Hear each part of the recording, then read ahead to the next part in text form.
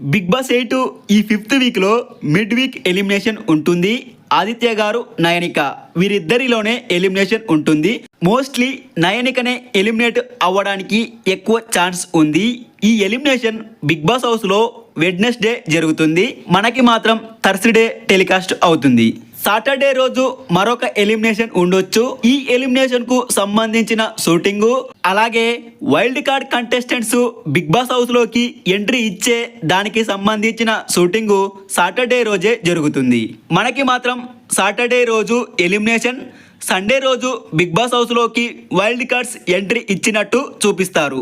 అయితే సండే రోజు big boss stage పై wild cards కు సంబంధించిన డాన్స్ పర్ఫార్మెన్స్ ఏదైతే మనకు చూపిస్తారో దానికి సంబంధించిన షూటింగ్ అంతా కూడా ఫ్రైడే రోజు జరుగుతుంది.